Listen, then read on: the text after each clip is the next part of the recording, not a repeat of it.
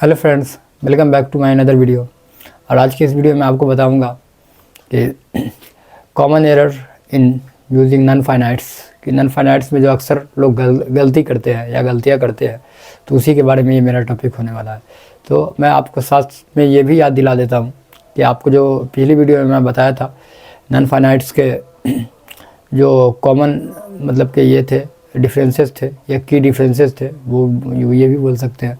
तो वो आपको अच्छे से क्लियर हो गया होगा, क्योंकि उसमें जो सारे के आउटपुट दिए हुए थे और फीचर के फॉर्म में था, और उससे कुछ जेरांड, इन्फिनेटिव्स और पार्टिसिपल को बताया गया था।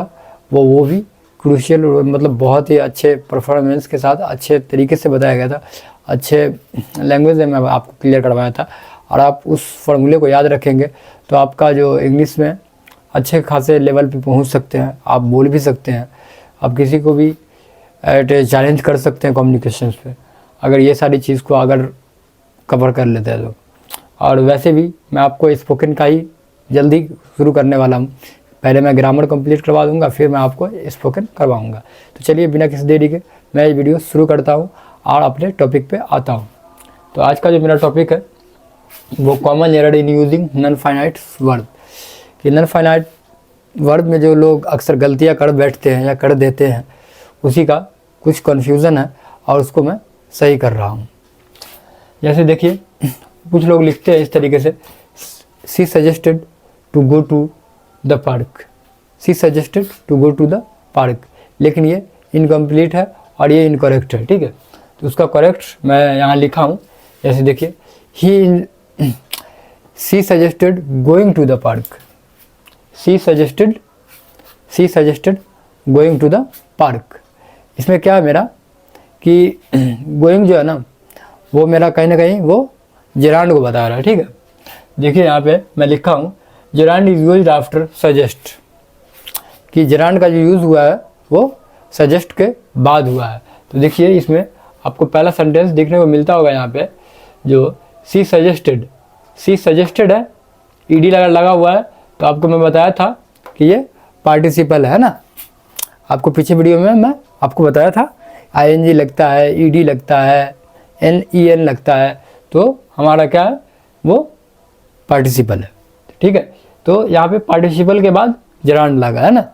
तो देखिए ये मेरा करेक्ट है और इस तरीके से लिखा जाएगा, तभी मेरा सेंटेंस करेक्ट बन पाएगा। ठीक है, तो मैं बहुत ब्रेक डाउन करके बताया हूँ आपको और आपको अच्छे से समझ में भी आता होगा।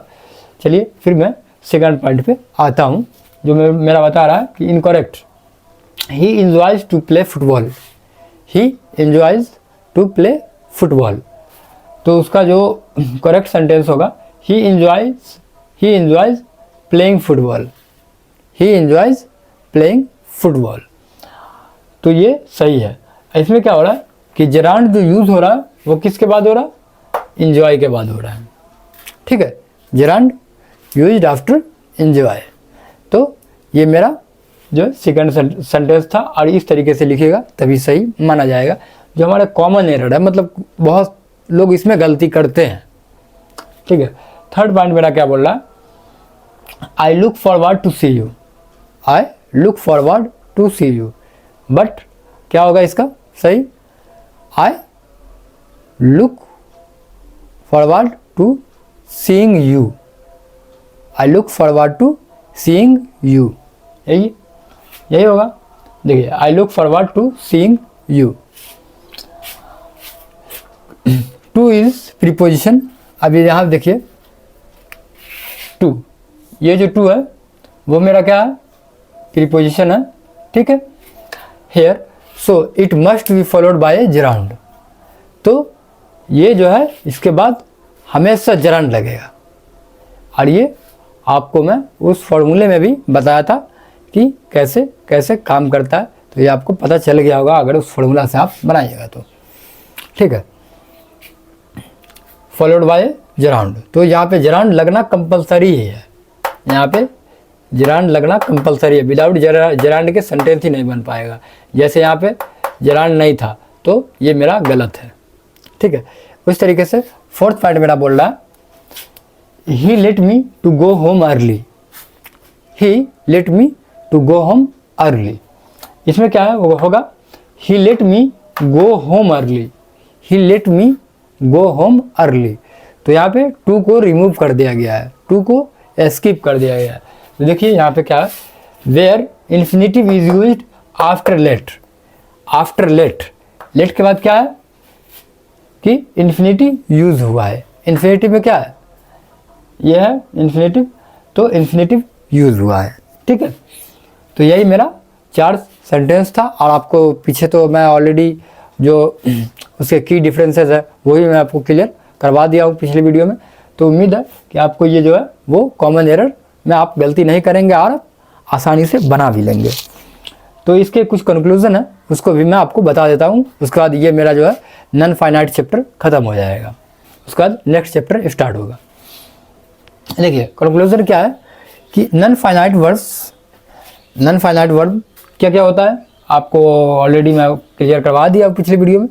इन्फिनेटिव होता है, जेरांड होता है और पार्टिसिपल होता है। यही 3 तो है जो हमारे नॉन फाइनाइट को बताता है। Play a crucial role in English grammar, ये क्या है, ये क्रूशियल रोल प्रोवाइड करवाता है, बहुत मतलब ज़्यादा रोल प्रोवाइड करवाता है by acting as a noun, जो नाउन के एक्टिंग को बनाने में या फिर नाउन के एक्टिंग को लिखने में। एडजेक्टिव, जो एडजेक्टिव में लिखा जा सकता है जो एक्टिंग होगा नाउन का, और एडवर्ब में और मास्टर और वर्ब में भी लिख सकते हैं। नाउन, एडजेक्टिव और एडवर्ब में लिख सकते हैं।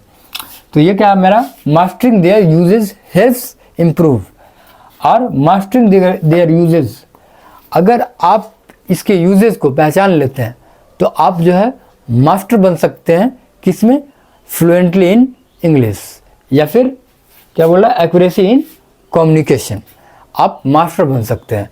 तो आप जो इसके यूजेस को अच्छे से डीपली पढ़िए और अच्छे से पढ़िए, जो मैं आपको बताया हूँ पिछले वो नॉन फाइनाइट स्टार्टिंग से, वो आप उसको वीडियो को देखिए एक बार और अच्छे से देखिए, वो आपको क्लियर हो जाएगा और आप जो है अच्छे लेवल पे इंग्लिश बोल पाएंगे।